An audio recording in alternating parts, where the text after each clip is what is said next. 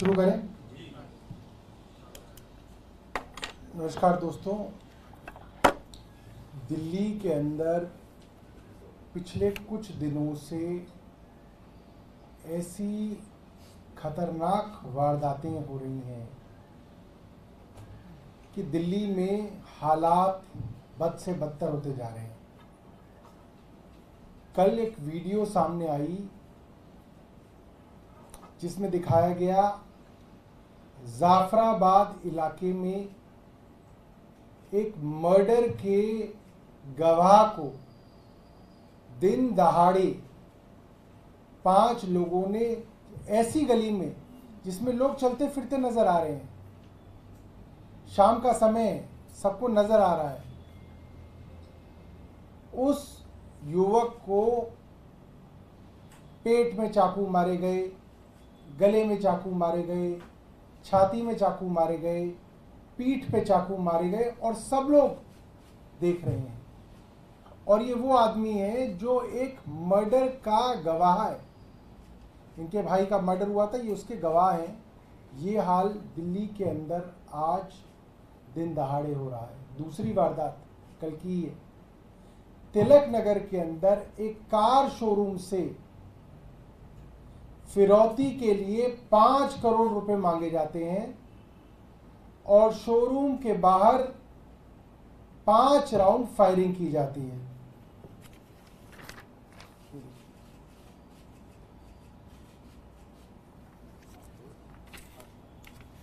जाफराबाद में मर्डर, 50 से ज्यादा बार चाकू से हमला।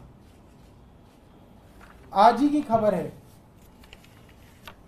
दिन में सीमा सुरक्षा बल के कांस्टेबल की हत्या गला रेत के एक ऑटो ड्राइवर कर देता। और क्या मामला है? ऑटो के किराए के ऊपर कहासुनी हो रही है और सीमा सुरक्षा बल के जवान को ऑटो वाला अपनी ऑटो से एक चाकू निकाल के निकालता है और आरके पुरम में, एक वीआईपी इलाका है दिल्ली का, आरके पुरम में उसकी हत्या कर दी जाती है। जब तक एम्स पहुंचता है, एम्स मात्र 1-1.5 किलोमीटर दूर है आरके पुरम से, तब तक जो है उसकी मृत्यु हो जाती है। तिलक नगर में फायरिंग के बारे में तो मैंने आपको बताया।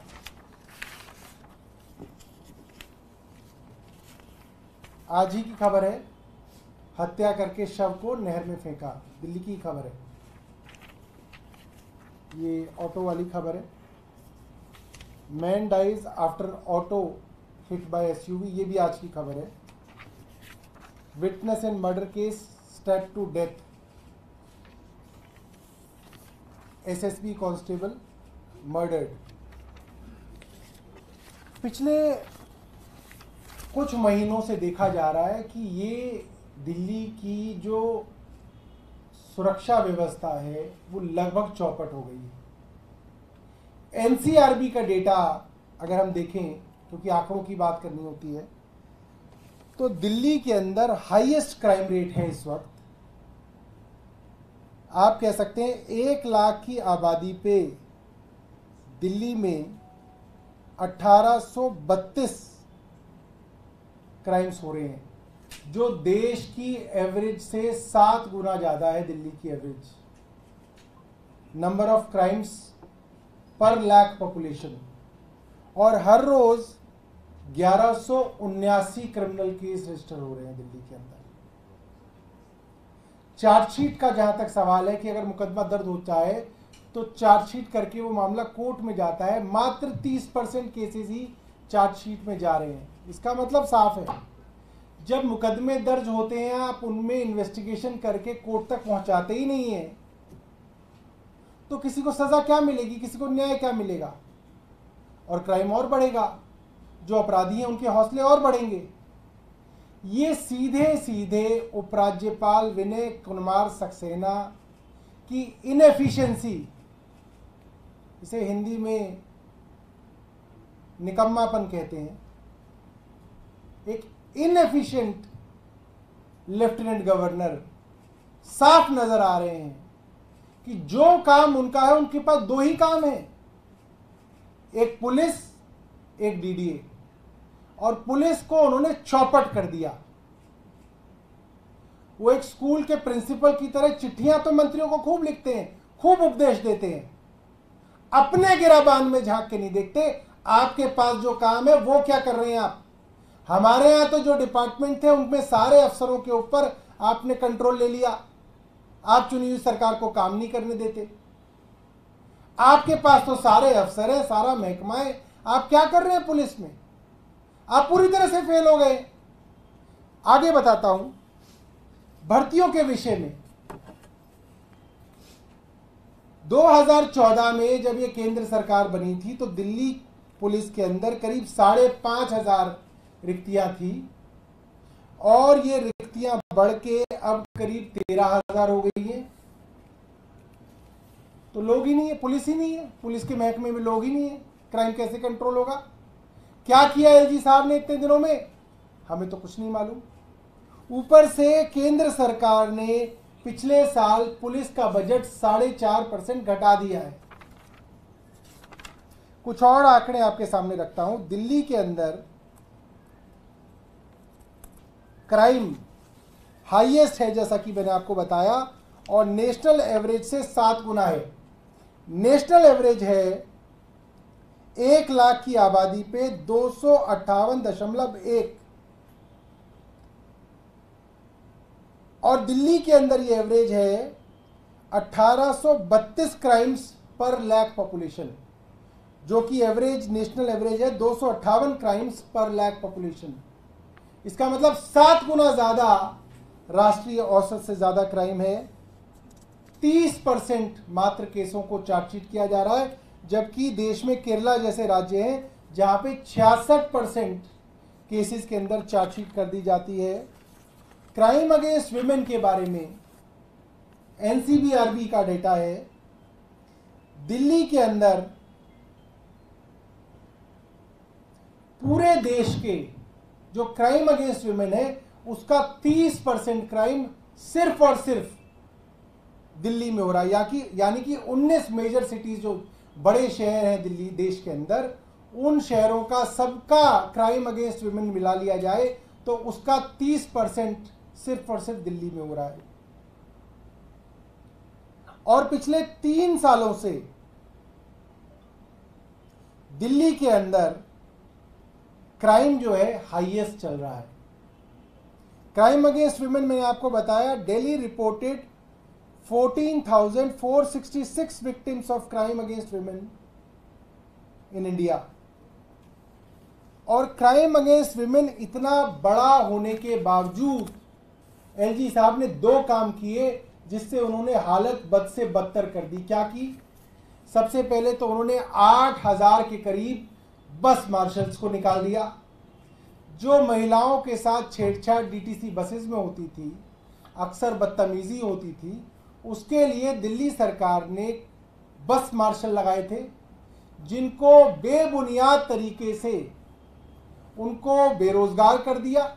आज दिल्ली के 8,000 घर नहीं चल पा रहे, ऊपर से दिल्ली के अंदर महिलाओं को असुरक्षित कर दिया। दूसरा क्या काम किया? विमेंस कमीशन जो इतना अच्छा काम कर रही थी, 181 नाम की 181 नाम की हेल्पलाइन चला रही थी, उसको पैरालाइज करने के लिए और दिल्ली कमीशन ऑफ वुमेन के काम को ठप करने के लिए करीब 223 लोगों को वहां से निकाल दिया गया। साफ है एलजी साहब को जो अपना काम करना है, पुलिस को देखना है, वो तो कर नहीं पा रहे हैं। क्राइम बढ़ता जा रहा है, दूसरों के ऊपर उंगलियां उठा रहे हैं। भाई आप हमें इतना ज्ञान लिखते हैं चिट्ठी के अंदर, ऐसे करना चाहिए वैसे करना चाहिए, आपके पास 2 डिपार्टमेंट, आप करके तो दिखाओ। आप खुद तो कुछ करो, फिर दिखाओ तो लोगों को कि भाई देखो मैंने ही दिल्ली की पुलिस सुधार दी।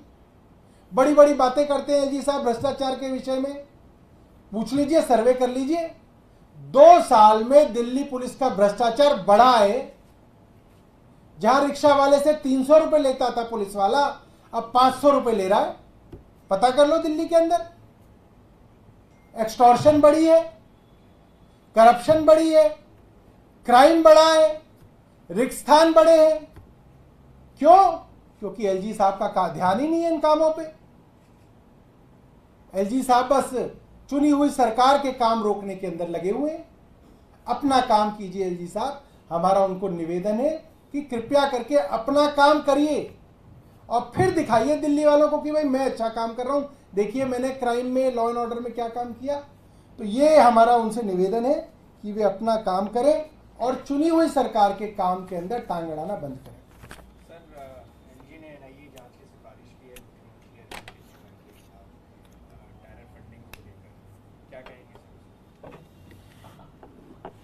देखिए, अगर कोई स्वायत्त संस्था, कोई न्यूट्रल एजेंसी किसी चीज की जांच शुरू करे तो खबर है। इसमें क्या खबर है कि बीजेपी के ही लोग कंप्लेंट कर रहे हैं। कंप्लेंट भी कौन सी, जो वो 2 साल पहले भी कर चुके हैं, कई बार कर चुके हैं। पंजाब के चुनाव से ठीक पहले ठीक यही सड़ी पुरानी खबर चलाई गई थी कि आम आदमी पार्टी को टेररिस्ट ऑर्गेनाइजेशन से पैसा मिल गया। सो रही है क्या केंद्र सरकार? कैसे मिल गया भाई टेररिस्ट ऑर्गेनाइजेशन से पैसा? कहां थी केंद्र सरकार? कहां थी इसकी एजेंसियां? 2022 में भी कहा गया कि अमित शाह जी का खुद का बयान है कि मैं इसको जांच कराऊंगा। क्या हुआ भाई 2 साल में जांच का? अब एलजी वही घिसी पीटी कंप्लेंट, वही बासी खबर दोबारा से भारतीय जनता पार्टी के लोगों से खुद ही अपने आप को चिट्ठी लिखवा ली और उसको एनआईए को चिट्ठी लिख दी। ये क्या बात हुई? सिर्फ इसलिए क्योंकि जब पंजाब से पहले इन्होंने किया तो पंजाब के लोगों ने भारतीय जनता पार्टी को करारा जवाब दिया। भारतीय जनता पार्टी के बड़े बड़े नेता इस तथाकथित टेररिस्ट फंडिंग के बारे में बयान दे रहे थे। पंजाब के चुनाव से कुछ दिनों पहले बहुत माहौल खड़ा किया गया और नतीजा ये हुआ कि भारतीय जनता पार्टी को पंजाब के लोगों ने नकार दिया। अब फिर से वही कोशिश की जा रही है कि चुनाव से पहले एक झूठ बढ़ा चढ़ा के पेश करने की कोशिश की जा रही है, मगर देश के लोग बहुत समझदार हैं। ये जो संस्था जिसकी तरफ से कंप्लेंट की गई है, उस संस्था के अध्यक्ष कौन है? प्रधानमंत्री मोदी जी के सगे भाई उस संस्था के अध्यक्ष हैं। ट्विटर के ऊपर वो सबूत मौजूद है। उन्हीं के भाई की संस्था कंप्लेंट कर रही है, एलजी उसको आगे भेज रहे हैं। उसके अंदर क्या है? सिर्फ एक षड्यंत्र है। उसमें एक चिट्ठी भी एलजी साहब ने दिखाई है अरविंद केजरीवाल जी की, जब उन्होंने आग लगाई थी कि ट्विटर को पर की आपका क्या कहना? किसकी चिट्ठी है? अरविंद केजरीवाल की चिट्ठी है राष्ट्रपति को, जिसमें गुर्जर की रिहाई की मांग करते हुए। तो उससे इसका क्या लेना देना? मैं ये समझता हूं कि भारतीय जनता पार्टी के सहयोगी कौन है, कौन लोग हैं जो भारतीय जनता पार्टी को उनकी चुनाव में मदद के लिए अवतरित होते हैं? कौन है? सुकेश चंद्रशेखर, ये भारतीय जनता पार्टी की मदद करने चुनावों के अंदर उतरते हैं। कौन है सुकेश चंद्रशेखर? एक ऐसे कॉनमैन जिन्होंने होम मिनिस्टर अमित शाह जी के नाम पे रेनबैक्सी के मालिकों की पत्नियों से 200 करोड़ रुपए एक्सटॉर्शन किया था। 200 करोड़ रुपए, यह प्रमाणित है। उन्होंने लॉ मिनिस्टर और होम मिनिस्टर के ऑफिस के नाम से जेल में से फोन किया था सुकेश चंद्रशेखर ने, और इन दोनों उद्योगपतियों की पत्नियों ने 200 करोड़ रुपए दिए थे। उसके कहने पे एलजी साहब सीबीआई जांच करते हैं। तो ये भारतीय जनता पार्टी के सहयोगी नंबर 1 है सुकेश चंद्रशेखर। दूसरा सहयोगी कौन है?